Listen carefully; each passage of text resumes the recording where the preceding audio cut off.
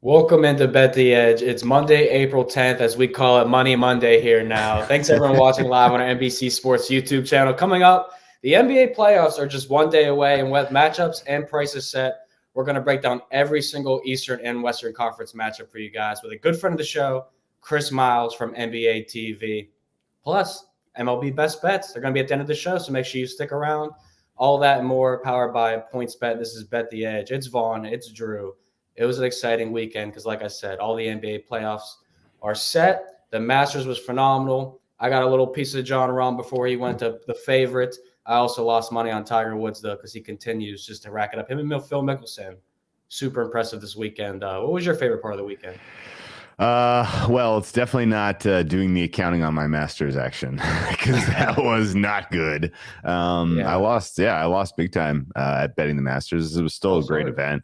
It's Easter Sunday. The fact that they basically had top end golf on all day long was pretty cool. And the final round saved the tournament. Especially the first half of the broadcast was super interesting and engaging, and there was like crazy missed shots, just absolute mind-boggling mistakes, and everything felt like it was totally in flux. And then you look up and you're like, oh, John Rahm has a 4-shot lead, it's over. And it was a wild way to wrap up the event, and it was a wild event in general. I can just tell you, John Rahm plays the hero extremely well. Like, it was very cool to see him basically get his flowers, and in general, these live guys play the villain extremely well. It was easy to root against Koepka and Phil Mickelson, and just in general, that whole crew. And I think one of our thesis coming in, we weren't sure, is it going to be rest or rust? Like, the fact that those guys were rested to me looked meaningful, particularly a guy like Koepka, who's been dealing with injuries so many of the last few seasons. The fact that he was that good and that competitive, really surprised me considering he hasn't played in some of the top events against the top players. But that said, John Rahm was clearly the best. And, I guess just a special what the heck happened to Rory McIlroy. We know that he plays his best golf when no one's watching there, and it felt like everyone was watching, and the pressure was especially serious this year. But to come out on Friday when you had the wave advantage, you had the better conditions, and you could have put up a score and put yourself in contention and to play your way out of the tournament was pretty shocking. I don't really know what's going on there, but that was a huge disappointment. Basically everybody else showed up. Yeah, it wasn't too. I mean, Roy he's missed a cut before in the Masters. He's let us down a few times. It's not the first time, but I definitely, I enjoyed every bit of it. I'm glad the rain came into factor. I thought that made it a little more interesting, and I like the drama aspect you brought up too. I feel like golf's gotten more dramatic the past few years between a lot of the players, and I'm glad that Brooks Koepka didn't run away with it, because that's not how we want to spend our Easter Sunday. But I like the NBA matchup, so we're going to need our man Chris Miles' help to break them all down, Drew, because, NBA was pretty tough this season, but we kind of got warmed up here at the end of the season. Oh, yeah. And we got our man Chris Money Miles, as you can see on the screen here with us. Before we hop into it, though, there's a little bird that was floating a rumor around, Chris. It says that you were calling games for NBA TV at the Nike Hoop Summit, and you saw Bronny James play. So I got to know, what were your takeaways from Bronny James? Well, first and foremost, you talk about pressure, not from Bronny, but for me sitting there trying to call this game. And every time Bronny does something, LeBron James is sitting about 5 feet away from me, staring at me right in my face. And Bronny shoots 2 air balls, and I'm like, air ball by Bronny, another one, and LeBron, death stare, right? So I understand the pressure you're under, Bronny, but I think looking at the McDonald's All-American game and the Nike Hoop Summit, for those who don't know, 14 of the last 25 number 1 overall picks played at a Nike Hoop Summit, right? Mm-hmm. We've had 5 MVPs and 35 All-Stars playing it. It is more elite than the McDonald's All-American game because it's Team World versus Team USA. Having said that, Bronny James closed both of those games and deserved to be on the floor and made all the winning plays and sank the free throws when it matters and hit the big shots. So when you look at the box score, he's not like the guy that's going to score 25 or be the leader like his dad. But the thing that I noticed was, okay, this kid is a closer, right? Like whatever it is that he's got, he makes the right decisions, and coaches got to have him on the floor on both ends to close out games. And that really impressed me because it wasn't I'm playing him because he's LeBron's son. It was we got to win this game. We need him on the floor because we need someone to make big shots and make the best decisions. Yeah, that totally checks out, and excited to see his development as he takes the next step, and certainly would expect to see him playing in the association one day soon with his dad potentially, which is where I want to go next because the Lakers have qualified for the play-in tournament. Congratulations, you've taken a step forward this year. You made the play-in, and honestly, like hat tip to LeBron, he's been traveling all around the country, kind of at this time, not only chasing the 7th seed, but also kind of going to all of these events, and that's being a good dad. That's very cool. However, his team now finds themselves in a little bit of a precarious situation because a loss here puts them in harm's way, i.e. one loss away from being out of the playoffs or one win away from playing the Nuggets. I think if you're the Lakers, you'd rather go through the softer side of the bracket, win this game, get yourself the 7th seed, take on the Grizzlies, and they find themselves as 7-point favorites against the Timberwolves team that was coming apart at the seams yesterday, even in beating the Pelicans. I think we've seen this get bet out to 7. A lot of that I think is on the basis of expecting McDaniel's going to miss with the wrist injury from punching a wall, expecting that maybe Rudy Gobert may not be with the team. It's still a question mark there whether he's going to be kind of persona grata in the locker room this week. And am I capturing all of the points on this one fairly? And do you think the Lakers basically just get the free pass into the 7th seed? Well, what's crazy is you're missing a huge one, and that's Naz Reid, right? Who's arguably been their most productive big man all season, more than Rudy Gobert and obviously Karl Anthony Towns, who missed 52 consecutive games. So without Naz Reid, without Jaden McDaniels, they lose their depth. Rudy Gobert throwing a punch at slow-mo, Kyle Anderson, right? I mean, there's so many things wrong with it, and you kind of go, oh yeah, Lakers, right? But if you've ever been on a team where you guys like slug it out and have this kumbaya session, and sometimes you get, well, if we win today, we beat the Lakers, make the playoffs, let's make something of ourselves. I'm afraid that the Timberwolves might have a little bit of that, especially with their leader being Anthony Edwards and Karl Anthony Towns being back, right? So I'm a little bit afraid for the Lakers, thinking like, okay, yeah, we got them. Like, we'll beat them. It's no big deal, when truly this is a team that has shown a ton of potential and kind of fallen apart late here in the season. But also on the Lakers side, you got to think, hey, D'Angelo Russell, man, your revenge. You get your time to end their season. So I think it's an intriguing matchup more than anything. And it's like everything else in the Western Conference. I see both sides of it, and I go, I don't know. Like, I don't know who has the mental edge. I do know the Lakers have the basketball edge with all of the injuries and issues that the Timberwolves are dealing with.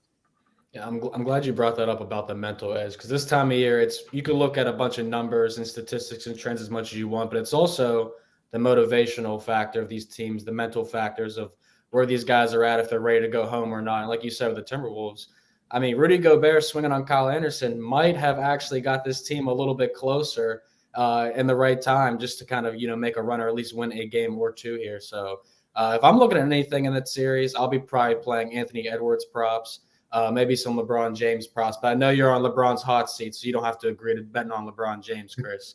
But we could go over to another series, because this one's the most interesting. The Mavericks tanked it out. They said, we don't even want this blast. We want to hold some draft picks. So now we got SGA and the Thunder taking on the Pelicans. The Pelicans are laying 5 points here. You look back at the meetings earlier in the season, the Pelicans own them. I mean, they've won 3 out of 4 of them. A lot of the games are very low scoring too. We're seeing a high total on the board, around 228, 230. So let me ask you, who do you like here in this game between the Pelicans and Thunder? Well, if I do the entire season, I love the Thunder. Sure. But if I do the Pelicans from the last 3 weeks, then Pelicans all the way. It's become Trey Murphy, Herb Jones, and Brandon Ingram. And if you've ever been around any of those 3 guys, they all have that Kevin Durant look. Mm-hmm. Right? Like, we go, how tall is he? Is he supposed to be 6'8" or 6'12"? I can't figure it out. And Trey Murphy, just had a historic shooting season, and obviously he would have won the dunk contest if it wasn't for Mac McClung's great performance. So he's an uber talented kid that's just tapping into it. And Brandon Ingram's a walking bucket. I look at the Thunder and I go, they got one guy like that. That's SGA. And Josh Giddey can do a lot of things on the court. But when you get to the postseason, you go, well, the Pelicans have essentially 3 SGAs as far as what they can do. They just have to divvy that up. Then I really like what the Pelicans have become over the past month or so. And considering that they're like, all right, Zion, you're not part of what we're doing right now. You're over here. Ever since that's kind of been settled within their group, I think the other players have come alive a bit, and I just like their talent level more than I do Oklahoma City right now. And yeah, I just left out CJ McCollum in saying all of that. So yeah, I agree with your reads on both. Your reads on both these games. I'm happy laying the 5 with the Pelicans here. I like that the Thunder in general are defendable. If you can basically take SGA out of the fourth quarter of this game, the Pelicans probably win by double digits. And they have the defenders to do it. So you have, so just individual outstanding defense from guys like Herb Jones is going to be probably the difference in that one. So I would lay it with the Pelicans. In the first game, took a little under 229, expecting Rudy goes, expecting that it's a little bit tougher for the Lakers to succeed at the rim, which is kind of how they're getting it done of late when things are going well for them. So I think that one's going to be a little bit more of a rock fight than a 230 total would suggest. But as we kind of look at the rest of the West, we have some great matchups. It doesn't matter who out of these 4 get into the play-in spots. The 1-8 and the 2-7 are going to be great series. And we do know that we're going to get Kawhi versus the Suns, which is going to be pretty fun. Now, we're expecting that Paul George probably not going to go. I think realistic timeline for him, if he comes back this season, is end of April or early May. So I don't think he's really going to be available in this series. And, market's basically saying this is a Suns runaway here. Do you have kind of a bull case to make that the Clippers can take a couple games here? Or do you think that the Suns with Kevin Durant are as good as advertised? I'm not saying anything's going to be a runaway of from Kawhi Leonard, right? And he's playing at that exceptional level. That's what he's doing right now. What I wonder is Russell Westbrook in this series. Is he going to be able to be a factor that's like, oh no, like this guy is killing us, right? Because when I look at the Suns, I go, Kevin Durant, Devin Booker, DeAndre Ayton, check. Chris Paul ain't what it used to be. And the rest of that roster, no. The rest of that roster, no. And the Clippers have all of these like random X factor guys, like Norman Powell. They just have guys that when you go, oh yeah, he's on this team too. Like he can defend, he can, get it going and win you a single game in the series. So I think if Kevin Durant and Devin Booker come out and they drop 30 apiece and it's light work for those two, then yeah. But the fact that Kawhi Leonard's on the floor and whether he's guarding Booker or he's guarding KD, I just don't think it's going to be light work for them. So I'm interested in this series. I think the Suns do pull it out, but I'm not just like bypassing the Clippers with Paul George out. I'm like, I want to see how the first game or two goes. And Ty Lue has proven in playoff series over and over again that he's never out and that he makes adjustments in game that are incredible. A lot of guys around the league say that he's the best, playoff / in-game coach in the NBA. And I think his track record says that. So it's something we have to really pay attention to and not just go, oh yeah, the Suns got this. I think this is a intriguing series. And you got to look at KD and Devin Booker as 2 guys that randomly, have these injury concerns that you go, okay, are they going to be healthy the entire series? Like, is it going to be something small that they skip a game or 2? So I'm paying attention to all of those things in this series. And I would move in trepidation placing any bets on any game here. I'm going to have to disagree. I think the Suns. I played the Suns to win by 4 or win in 4 this morning at plus 440. I do not like this Russell Westbrook Clippers version. Batum, Zubac, all these guys. I hear you out on the Powell and Gordon off the bench. These type of X factor guys. Terrence Mann too. Like they can cause, problems at times. But it really comes down to I think the talent level of the Suns in general. I think they're much better than anyone else in the West. And I think Chris Paul, as old as he is, still 9-10 assists a game, still run the offense. He won't score you a point in the first or second quarter, but it'll get you 10, 15 in the second half. And I think that's a big deal. But Drew, do you have anything for we're going to talk about the next series? Do you have opinion on this series? I'm having the toughest time handicapping this one because I'm usually looking for like hey, is there a little bit too much confidence here in the Suns? Is there a matchup that the Clippers can exploit? Can they take a game in Phoenix and make this a series? And I'm coming up empty. So ultimately, I think the lines are probably pretty good here. But certainly, the way you've seen Kawhi play on the back half of this season has been all NBA level. And if he shows up or elevates from there, then the Suns, could have a tough time. But any interest in like Suns instead of 4-0 at a little bit bigger number? You want to play like the -2.5 games in the series? Yeah, I wouldn't be opposed to that either. I was looking at that. The odds weren't as significant. I think they were around like 280, 300 when I was shopping, but you could probably get some better numbers on a couple books than that. But yeah, I do think it's the best value out there because I know when I was looking at the 5-game series, it was plus 185. So you're asking me Suns in 4, we're bringing it back for the fan base for plus 440 or 5 games at plus 185. I think that's a pretty clear bet on which one to make. So I took the Suns in 4. Fair enough. But Chris, let's talk about the other one because this one, to me, Drew says the Warriors are my team. Now, I'm a Bulls fan, but if you're giving me a West Coast team, I do like the Warriors. But this team can't win on the road, and they got to win a couple road games in Sacramento. So this is going to be a great series between the 3 and the 6 seed here. I'll probably bet the over every single time. But what do you make of this series in general? Do you think Steph Curry and company rolls now that the Kings finally made the playoffs? Oh, I don't think the Warriors roll. In fact, I think this is one of the worst matchups they could have had in the sense that Mike Brown will most likely be coach of the year, right?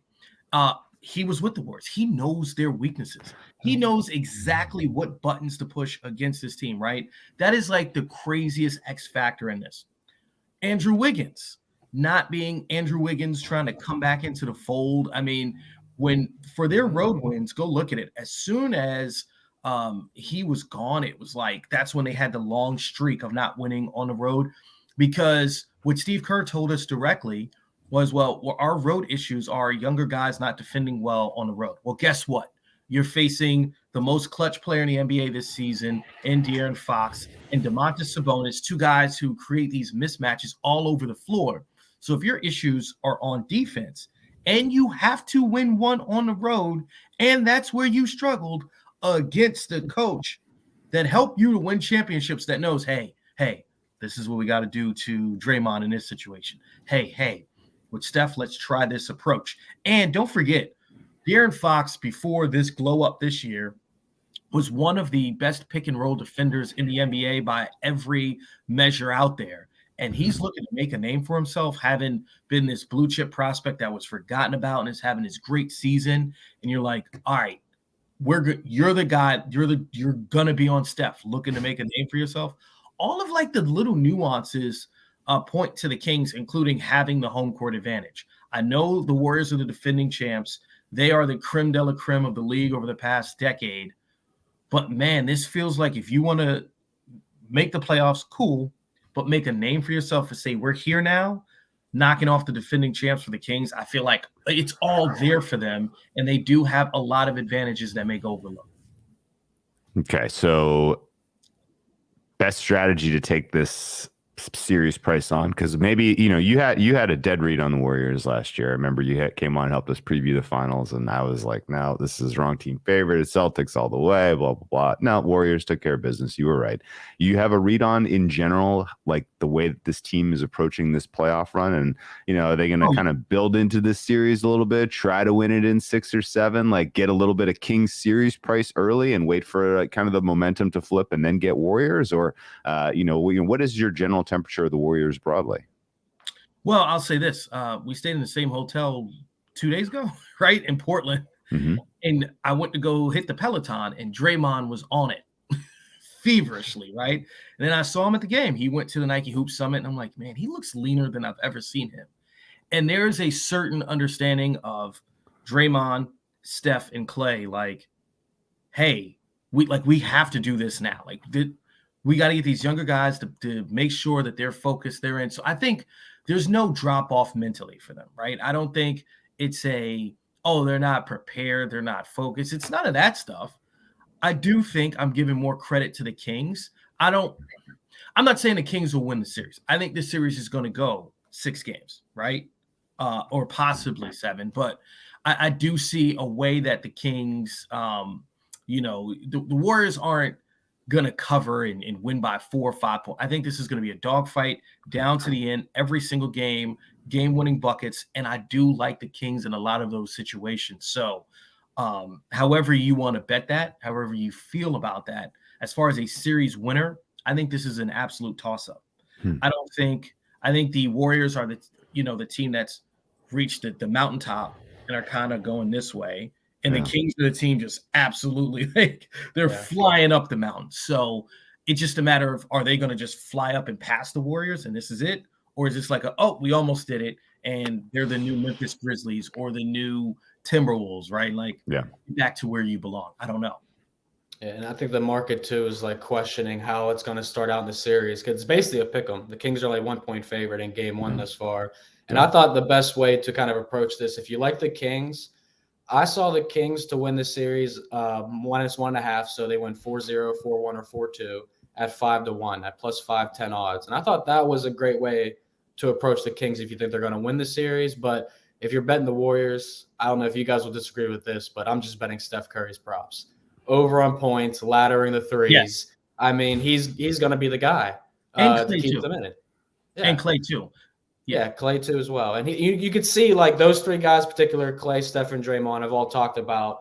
They see everyone else counting us out. The dynasty is over, and they're kind of the only guys carrying this. But one thing I'll say before we move on to who we think is going to represent the Western Conference champion, you made a note about their struggles on the road with the young guys. Golden State is the 3rd worst defensive net rated team on the road defensively. Sacramento is the 2nd worst defensively at home. So when Sacramento's at home, like game 1 and 2, I like the overs. Just throwing it out there for everyone. So Western Conference champion, obviously we got an array of teams to pick. We were kind of talking about it's wide open. I like the Suns, but there's no way I'm playing a plus 200 type of odds or whatever it is right now. No value there. So what do you think, Chris? Is there value on any specific team in the West? Absolutely. What are the Lakers odds in this? Where are the Lakers at? Plus 800, 8-1. First of all, because it's so wide open, I'm putting it on long shots. Okay. I'm taking none of the favorites. I'm looking at this right now. I'm taking flyers on the Lakers and the Kings. Absolutely. I would place a larger bet on the Lakers just because the odds are, 8-1, and just a low bet on the Kings and say, you know what? If that doesn't hit, who cares? I tried. Because everything else, I have a caveat and a reason not to believe. And if they lose, I'm like, why did I do that? Where the big money is, let's say, you place $100 bet on the Kings. How would you feel about that? Right? If they do it. Or, you see what I'm saying? Like, as if you go all in on the Suns and you place a larger bet, you're like, they lost in the first round. Oh, man, I should have saw that coming. Kevin Durant only played, 9 or 10 games with them. Yeah, they were undefeated, but they just came together. Of course, they're going to lose to Kawhi, who's been there for 5 years, right? Like, that's how your mind would go on the back end of it. So that's how I look at it. When I see all of the odds right in front of me, I'm like, a flyer on the Kings? Yes. A flyer on the Lakers? Absolutely. That's where I'm going. I can't really argue with any of that. I think I really would just point out that your sentiment is correct, which is this is a flat conference. Anyone is live, and path matters. And if the Lakers, the two teams you picked are probably going to be the 2 underdogs on the easier side of the bracket.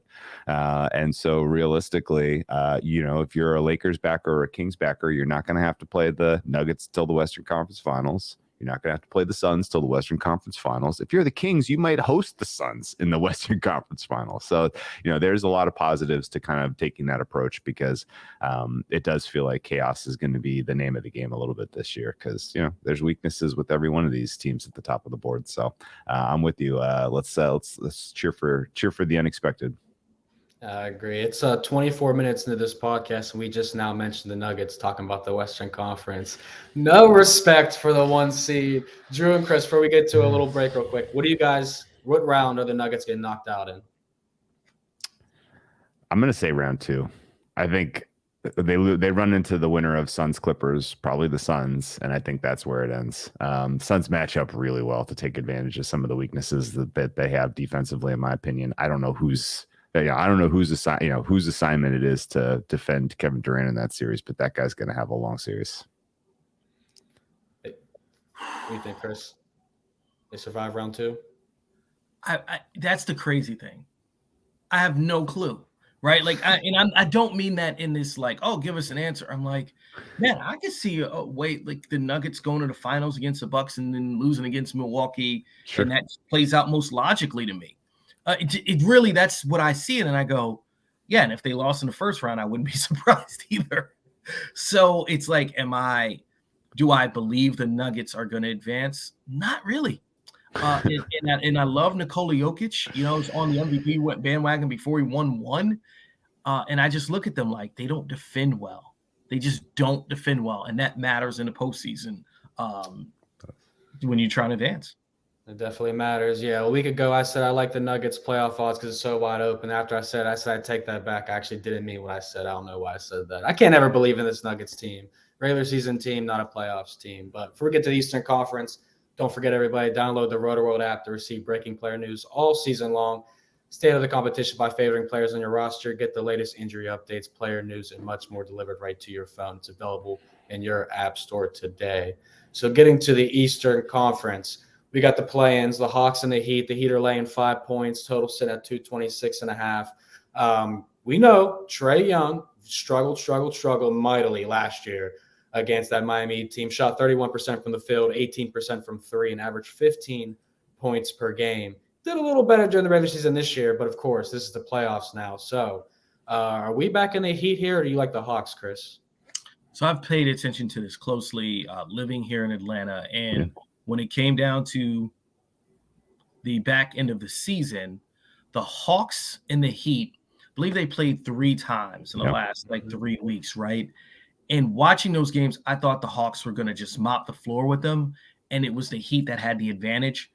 So that was a playoff-like atmosphere. I saw the Hawks give the best that they had, and the Heat looked like they can't score, and they won the games.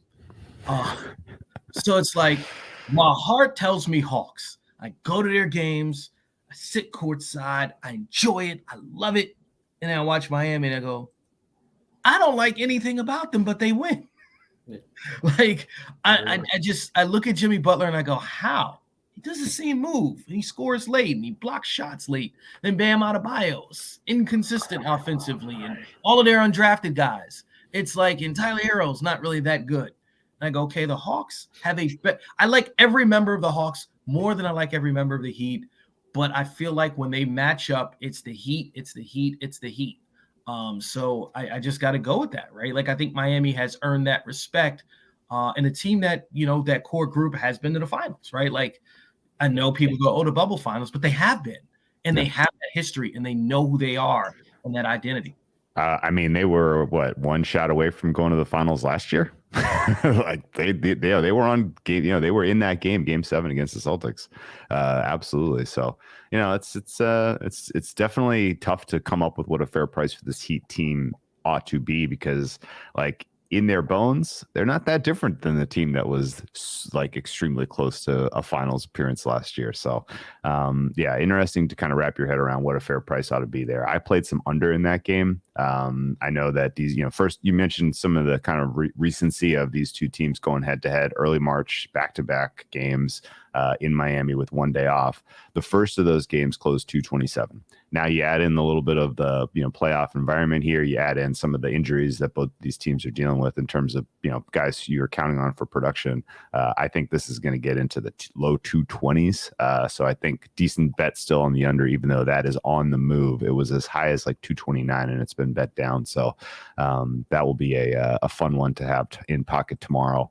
In fact, actually, I'm cheering for bad basketball tomorrow in both games. Not bad basketball, but good defense. I got two unders on the card tomorrow, so that'll be interesting to sit through.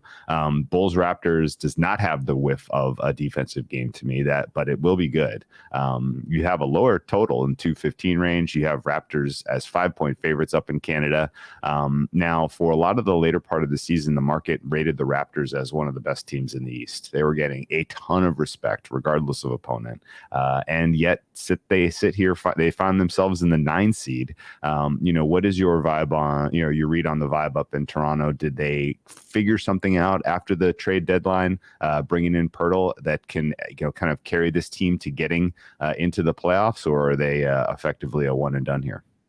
I think their chemistry is better because I witnessed Masai Ujiri having a lot of conversations with other GMs for like 2 months. You go to a game, you see him like he is definitively talking to another general manager at G League Showcase. I won't say the other names, but I saw him conversing with other general managers a lot. So what happens with that? If you're a player on a team, you're like, well, you don't want me, right? Like it does affect the chemistry. And I think after the trade deadline, a lot of those guys, OG, Scotty, Pascal, they're still there. So they're like, all right, let's do this. We're still together, guys. Like, let's work hard. And I think that's what you saw. Now, for the Bulls, flying way under the radar. Oh, yeah. They have one of the best defenses in the NBA since January. And I'm like, it hasn't really translated to a lot of wins, but in the playoffs, I go through the defensive numbers because that's where you see, like, you can look at everything else, go, all right, who played good defense the last 3 or 4 months? Who were they? And those teams seem to, make a push. The problem with that is the Raptors are consistently, a switching team. If you don't have a big to make them pay, I don't think you really, you don't match up well against them. And the Bulls, Vooch is, 6'8", 6'9", right? Like he's not a big that's going to make them pay. And he also, his best part of his game is shooting jumpers and perimeter. So I kind of like the Raptors in this matchup. I think they have more heart. I think they have better defenders at all those positions. And I just think they have more potential too with this group to get better and to build off of momentum of winning a game like this. This is a tough one for me being a Bulls fan because I want to, like you said earlier with the Hawks, you want to take the team with your heart here, but it's probably not the move to be making. But surprisingly, I do like Patrick Beverley on the Bulls. You always like a guy like Pat Bev when he's on your team opposed to playing against him. But, with him, they've been a top 6 defensive net team over the last 10 games, along with the Raptors, too. Both teams play slow paces. So Drew's already been hitting on unders all across the board, but I'm kind of in agreement. Like, this is one where I kind of looked at the under, too, just thinking that these teams are going to be playing slow, especially in the fourth quarter when DeMar DeRozan, lives or dies at the free throw line. So I'm with you, Chris. I do think the Raptors are the right side here. I don't know if I'd play them to win by more than 5, though. That one definitely scares me. I think the Bulls could hang around there, especially with the free throw game. But I think the most exciting series in the East and the second most exciting first-round series behind the Kings and Warriors is the Cavaliers and Knicks. Last time we talked, and a couple times I've seen you this year, people have talked to you about the Knicks. And everyone was talking about how the Knicks are going to win the first-round matchup. They're the talk of the town in the second half, post-All-Star break. Emmanuel Quickley this, Emmanuel Quickley that. Well, now they run into the Cavaliers. They got 2 towers down low, 2 of the best young guards. Do you think the Knicks have a chance here? Where's this going? 5, 6, 7 games? Because I can't wait to go to social media and see the Knicks fans react to these losses. First of all, I see you're someone that doesn't like themselves, and that's okay. Second, the most intriguing part of this matchup, right, is the fact that Donovan Mitchell told us on our own show after he scored the 71 points, 11 assists. He knew I was a Knicks fan, right? He thought he was going to the Knicks. The day he went to Cleveland, the night before, had a press conference set up in his hometown, right outside of New York City, and he's like, I'm coming home. That was his whole deal. His agent said, "You're going to Cleveland." Okay, great team. It wasn't like he was bitter about that, but he really thought he was going to Knicks. So there's some intrigue in that. Like, Knicks, did you really mess this up this bad? Or if you win in the first round, it's kind of like, okay, good job, front office. You're still moving in the right direction. Yeah. I think one of the thing to look out for basketball wise is, Jared Allen, Evan Mobley, Like those two should just go off in this series. But with Cleveland, go look at their roster. Outside of those two, they're like second unit and they have zero size. Once they move Kevin Love, you go, okay, yeah, Lauri Markkanen. Oh, Robin Lopez. That's it. Everyone else is like 6'5". Even if they're listed at 6'7", 6'8", they're like 6'5" and got to play defense near the basket. So I look at this as the Knicks have the advantage in the sense of more depth, and especially when you look at the second unit up front, and they're going to have to exploit that if they're going to win the series. I do think it's very evenly matched. It's a 4-5 matchup for a reason in that way. Yeah, kind of surprised that the Cavs are laying 6 in game 1, because I agree with you. I think that's going to be a competitive series. Not a ton to say about the other series we know about. Sixers prohibitive favorites. Let's just assume that they would get by 4-1. No disrespect to the Nets, who I think are going to cover a lot of games in that series. 8 points in game 1 is too many. But as you look at the Sixers, let's give them, a pass through here to the second round for the sake of hypotheticals. Who do you like in the Eastern Conference? Is it a 3-team race, and is there a standout, or have you kind of had the same sort of feeling as the West as take a shot on a longer odds price here? You got to get to know me very well. I am the founding member and the president of the Giannis fan club. Okay. And I had to check in on my guy, Chris Middleton, and see what's going on with him. And they said there was no damage to the knee, that came out very positive news that he'll give it a go in the first round. And as the postseason progresses, they're hoping to have him play like he was, a few weeks ago, which was playing at that Chris Middleton all-star level. I look at this as the Bucks are the team. They're the team, and everyone else is chasing them. That's how I look at the Eastern Conference, and the odds kind of, back that up. The odds look at it as if they're 3 teams, right? Bucks, Celtics, 76ers. I think the Celtics have lost too many coaches over the past year, and it's something like, oh, coaches? Well, yeah, their head coach, Ime Udoka, right? Then you lose Will Hardy, who went to Utah and has done a great job. Then they lost Damon Stoudemire, which was like the get to the players coach, right? Went to Georgia Tech. I think when it comes to the postseason, that's when it matters. I think the coaching staff is the reason why they came together. And then Jaylen Brown's injury with his hand, I'm like, oh, he's got stitches in his hand right before there's just too many things I don't like about the Celtics. And I think they're the only team I look at that matches up with the Bucks well enough to win a series. So I think if Chris Middleton is healthy, Bucks are healthy, they go to the finals, and that's where we start with the East. I really do feel like that's a foregone conclusion, and someone's going to have to prove me wrong, and I think that someone has to be Joel Embiid. Joel Embiid, this is the year, okay, are you like Giannis, where you just take it and go, and you're just a dude, and no one can stop you? I don't believe in that, and so that's why I go Milwaukee Bucks. Yeah, Joel Embiid, another player living at the free throw line as well. That'll definitely determine how far the Sixers go this postseason, in my opinion. But yeah, I love Giannis and the Bucks. I have the Bucks and the Sixers, the only 2 teams that I would bet on, but at that Bucks plus 120 price you saw on the screen earlier, don't think it's totally worth it right now. Maybe get a better price later. But Chris, you were excellent as always today, man. Appreciate you bringing the energy. Let us know what you're going to be working on through the NBA playoffs and where to find you on social, my man. Oh, yeah. Well, during the NBA playoffs, I will be locked inside of the studio during the playoff matchup. So when the games are on TNT, I'm actually on NBA TV doing the post-game coverage of, we have all of the availability. So if you're trying to figure out what the players are saying after the games, who injury reports, that sort of thing. Yeah, I'm just sitting there the entire time bringing that to you. So, if you have a chance, your favorite team, if it's the 76ers or if it's the Knicks, right, you see that they won, come hang out with us on NBA TV, hear from all of your favorite players. That's what I'll be doing for 4 or 5 nights a week during the playoffs. I love to hear it. Thank you, Chris. Appreciate it. And best of luck in the NBA playoffs to you and your Knicks, baby. You'll get more wins than my Bulls. That's a guarantee. Hey, hashtag Knicks tape, baby. Hashtag Knicks tape.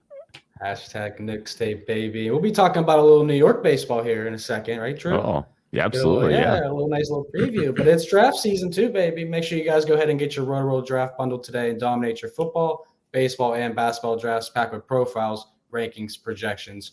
Order today and get all 3 Roto-Roll draft guides for the price of 2 if you use promo code BERRY and save an extra 20% out checkout.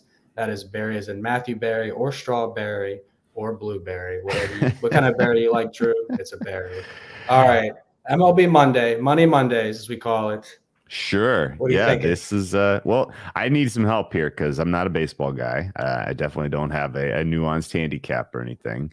But there's no NBA on today.